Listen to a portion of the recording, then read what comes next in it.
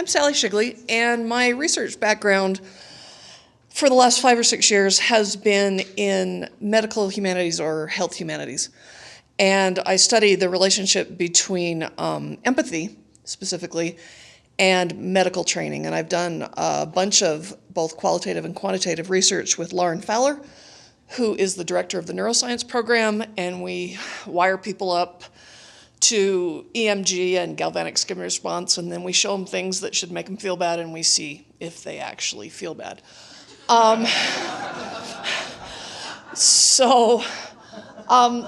been the focus, this sort of relationship between medical pedagogy, medicine and literature, and empathy. So I'll sort of break it down between pedagogical stuff I did, working with students, and my scholarship.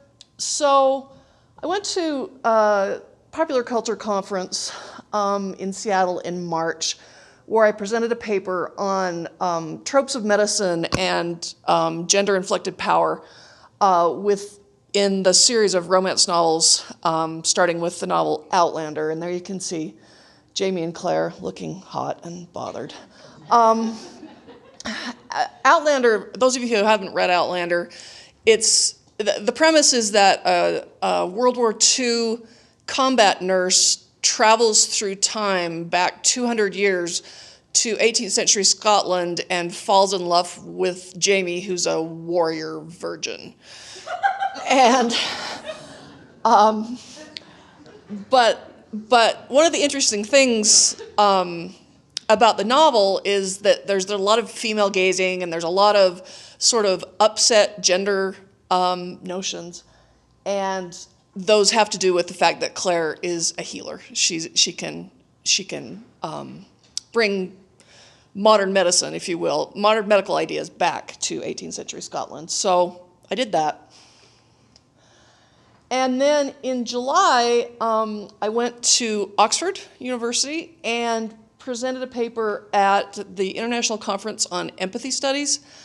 And there were like 500 applications, and they chose 40 people, so it was really cool to see, Cambridge and Oxford and all these national universities, and the little old Weber State was there. That was really cool.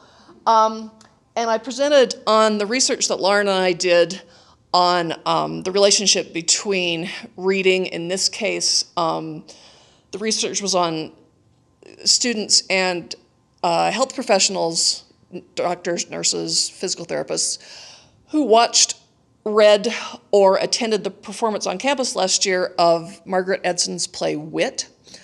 And I presented that research there. It was a very interdisciplinary conference. There were people talking about, there were philosophers, there were physicians, there were people like me, there were attorneys.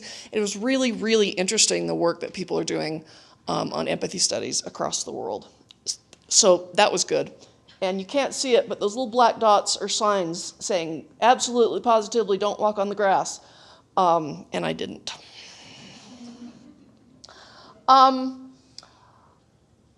I did the final revisions on a chapter that I have forthcoming in a book called The History of Infertility.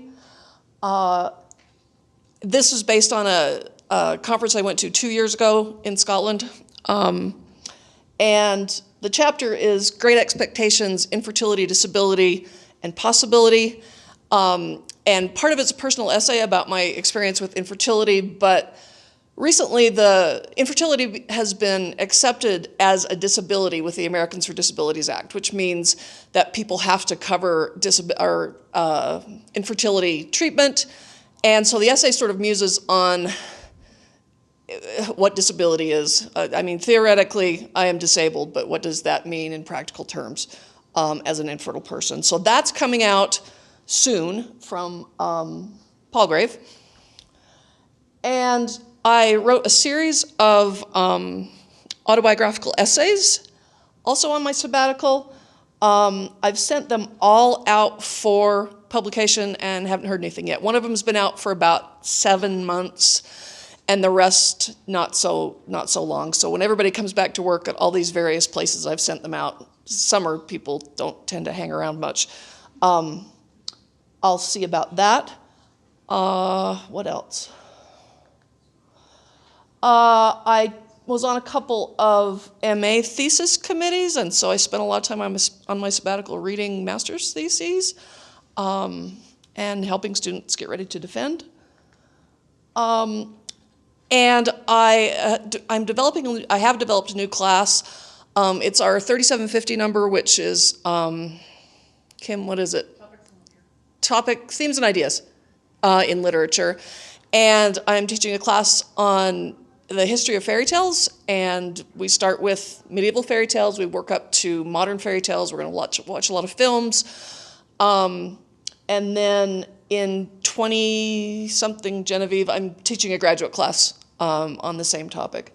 So I read a lot of fairy tales on my sabbatical, which isn't as soothing as you might think. They're ghastly. And I'm also teaching another class, because who doesn't love 2 new preps every semester? Some of you might be aware that we're trying to realign the general education structures at Weber, because we've got more gen ed than anyone ever in the world. And one of the ways that we on the gen ed committee envision this is by giving them 2 for 1. So there's a series of gen ed classes, I think there's 6 or 7 of them, that are going to be taught in the fall that combine the learning outcomes for 2 different gen ed requirements. So, for example, this class I'm teaching with Lauren, The Story and the Brain, the students go 3 times a week, but if we can prove they met the learning outcomes for both social science and humanities, they'll get credit for both social science and humanities. And so I did a lot of reading about that too. We have a section on the disordered brain, and so we have literature from people suffering from mood disorders or mental illnesses. We have a section on how the brain creates, right? What happens to your brain when you're creating, what happens to your brain when you're reading. So I'm very excited to teach this. I think it's going to be a lot of fun, and it's full. So we were worried that no one would come, but it's full, so that's good.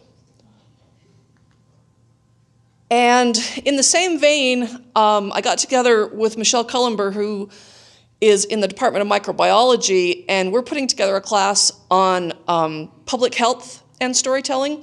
So, I mean, just you can all think of 15 things off the top of your head.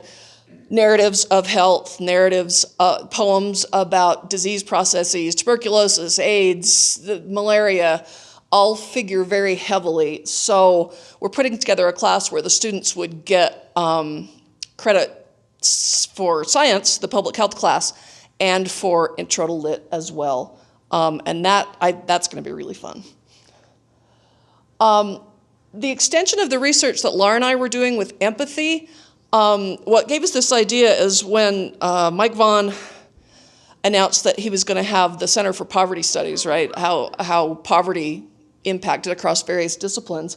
And so we thought, would we get different results in the empathy work if we presented students with readings or films or whatever that were about poor people? Because in wit, Vivian is obnoxious and awful, but she's a straight, white, middle-class woman with insurance, right? And so her personality is a problem, but everything else sort of falls into place. And so we thought, what would happen to the empathy that we tested if people were not that, if they were poor?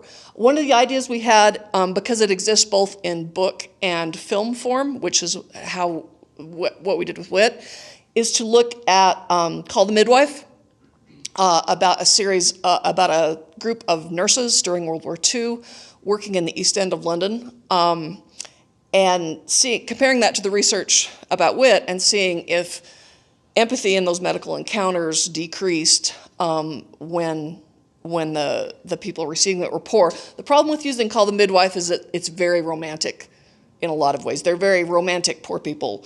They're like Mary Poppins poor people, right?